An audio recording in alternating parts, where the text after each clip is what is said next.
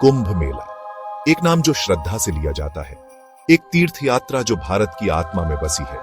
हर 12 साल में यह उठता है, आस्था का एक भव्य ताना बाना, भक्ति और अनुष्ठानों के धागों से बुना हुआ। लाखों लोग इकट्ठा होते हैं, एक प्राचीन पुकार से खींचे चले आते हैं। वे पवित्र जल में स्नान करने, पापों को धोने, दिव्य को छूने आते हैं। कुंभ मेला सिर्फ एक त्योहार नहीं है, यह एक सभ्यता का धड़कन है, विश्वास की स्थायी शक्ति का प्रमाण है। 2025 में महाकुंभ मेला प्रयागराज में गंगा, यमुना और पौराणिक सरस्वती के संगम पर आयोजित हुआ। यह कोई साधारण कुंभ नहीं था, एक दुर्लभ ग्रह संरेखण ने आकाश को सुशोभित किया। एक ऐसी घटना जो 140 सालों से नहीं देखी गई थी। ज्योतिषियों ने इसे अद्वितीय आध्यात्मिक शक्ति का कुंभ घोषित किया। श्रद्धालुओं ने उत्साह के साथ प्रतिक्रिया दी। उनकी संख्या सभी अपेक्षाओं को पार कर गई। हवा प्रत्याशा से गूंज रही थी, भजनों का गायन, अगरबत्ती की खुशबू, पवित्र जल में डुबकी। यह एक इंद्रियों का संगीत कार्यक्रम था, रंगों, ध्वनियों और भावनाओं का बहुरूप दर्शक। कुंभ मेला अपनी सारी भव्यता में उन अमूर्त धागों की कठोर याद दिलाता है जो मानवता को बांधते हैं, अर्थ और पारलौकिकता की सामूहिक लालसा की। 2025 का महाकुंभ मेला अभूतपूर्व पैमाने का आयोजन था। फरवरी की शुरुआत तक 35 करोड़ से ज्यादा श्रद्धालु आ चुके थे, जिसने पिछले सभी रिकॉर्ड तोड़ दिए। अंतिम संख्या 50 करोड़ से अधिक होने का अनुमान था, एक ऐसा आंकड़ा जिसने दिमाग को चकरा दिया। वे भारत के सभी कोनों से, हलचल भरे शहरों और दूर दराज के गांवों से आए, अपनी साझा आस्था से एकजुट। कुंभ का दिल इसके अनुष्ठानों में था, पीढ़ियों से चली आ रही कालातीत परंपराएं। सबसे महत्वपूर्ण था अमृत स्नान, शुभ दिनों में किया जाने वाला पवित्र स्नान। लाखों लोग पवित्र जल में डुबकी लगाते थे।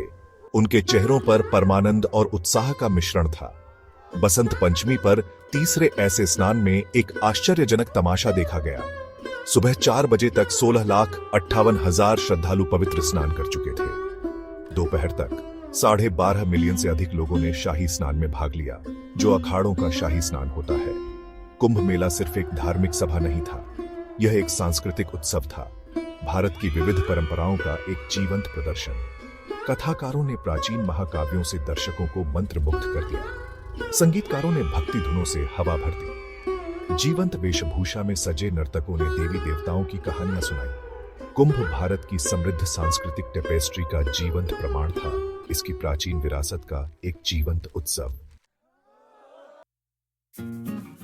19 जनवरी को मौनी अमावस्या अमृत स्नान के दिन त्रासदी हुई। जैसे ही लाखों लोग पवित्र स्नान के लिए घाटों पर उमड़ पड़े, भीड़ में दहशत की लहर दौड़ गई। भगदड़ मच गई। सुरक्षा के लिए एक अराजक हाथापाई।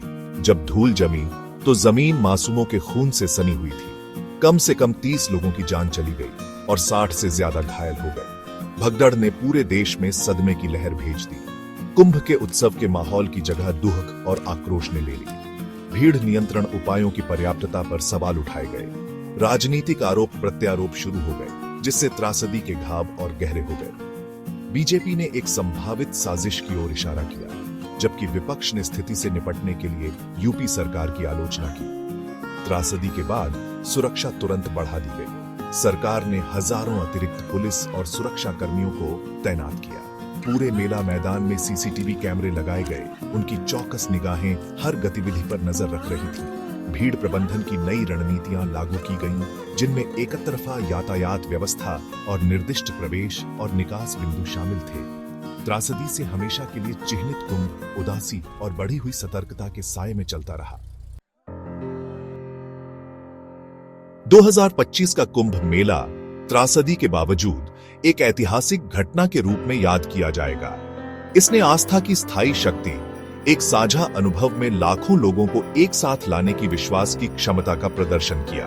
कुंभ भारत के आध्यात्मिक हृदय का प्रमाण, उन लोगों की आत्मा पर एक अमिट छाप छोड़ गया जिन्होंने इसकी भव्यता को देखा।